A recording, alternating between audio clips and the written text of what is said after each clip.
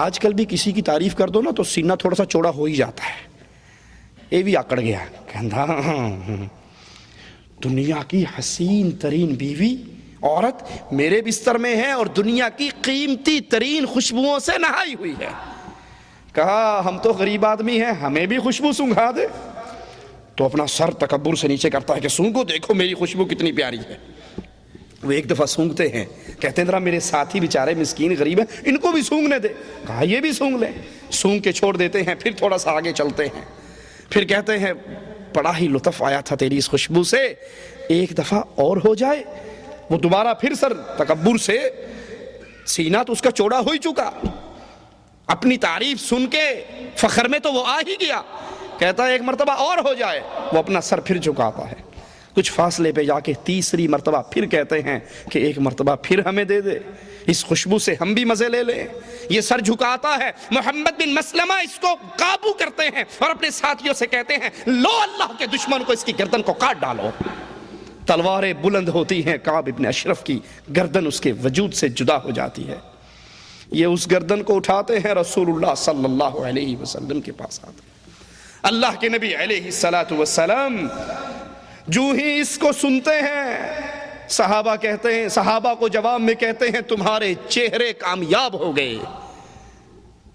نبی کے صحابی کہتے ہیں آقا آپ کا چہرہ بھی چمکتا ہوا کامیاب ہو گیا.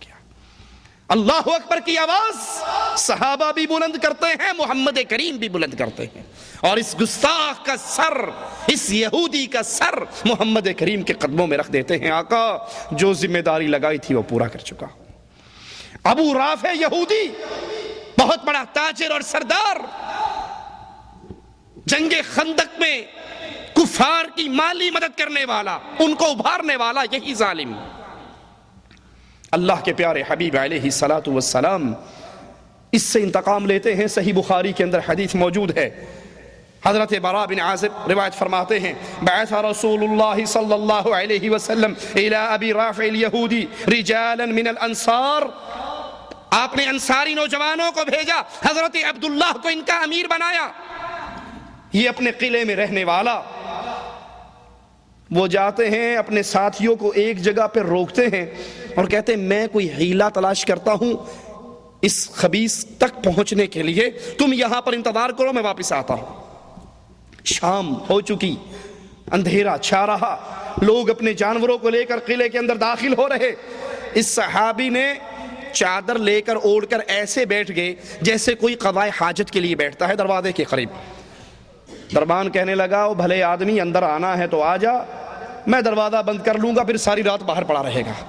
تو یہ اپنا جسم چھپا کے, چہرہ چھپا کے داخل ہو جاتے ہیں. وہ تالا لگاتا ہے, چابی ایک تاکدان میں رکھتا ہے, یہ صحابی اس کو اچھی طرح دیکھ لیتے ہیں. اور جب قصہ گو شعراء ابو رافع کے پاس سے اٹھ کے نکل جاتے ہیں, وہ اپنے محل میں اکیلا ہوتا ہے, یہ صحابی داخل ہوتے ہیں. ذرا محبت رسول کا اندازہ کیجئے, جس دروازے کو کھولتے ہیں اندر داخل ہو کے اس کی کنڈی لگا لیتے ہیں. کیوں؟ بھاگنے کے لیے دروازہ کھلا رہنا چاہیے نا کہ جلدی بھاگ جاؤں گا. دروازہ اس لیے کنڈی لگاتے ہیں کہ اگر اس کو قتل کرنے سے پہلے قلعے والوں کو پتہ لگ گیا تو مجھ تک اس وقت تک وہ نہ پہنچ سکے جب تک اس خبیث کی گردن کو کاٹ نہ ڈالوں. بعد میں جو ہوگا دیکھا جائے گا, مجھے اپنی کیا فکر ہے. مجھے تو یہ فکر ہے کہ جو کام رسول اللہ صلی اللہ علیہ وسلم نے ذمہ لگایا وہ ادھورا نہ رہے. دروازوں کو کھول رہے ہیں, کنڈیاں لگا رہے ہیں, اندر جا رہے ہیں, کنڈیاں لگا رہے ہیں, اور پھر اس کے کمرے میں پہنچتے ہیں جہاں وہ اپنی بیوی کے ساتھ آرام کر رہا ہے. اس کا نام لے کے آواز لگاتے ہیں ابو رافع. وہ کہتا ہے کون ہے؟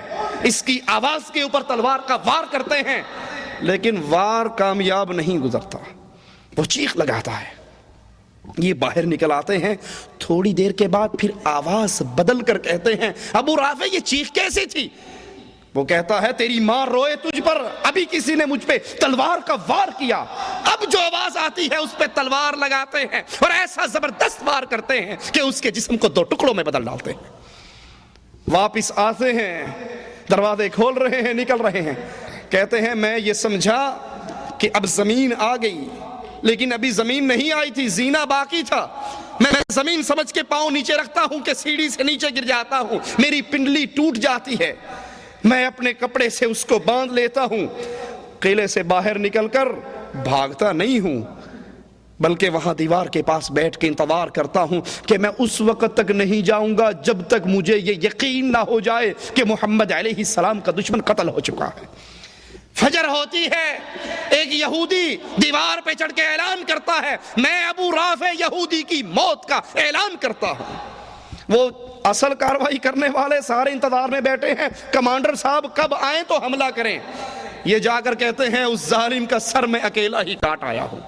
رسول اللہ صلی اللہ علیہ وسلم کے پاس پہنچتے ہیں، اللہ کے نبی علیہ السلام کو اپنی ٹوٹی ہوئی پنڈلی دکھاتے ہیں، آقا اس پنڈلی پہ ہاتھ لگاتے ہیں۔ صحابی فرماتے ہیں پھر زندگی بھر اس میں کبھی درد بھی نہیں ہوا۔ یہ صحابہ کی محبت، یہ نبی کے ماننے والوں کا ترہ امتیاز، یہ ان کا طریقہ حیات۔ اور آج میرا اور آپ کا طریقہ کیا ہے؟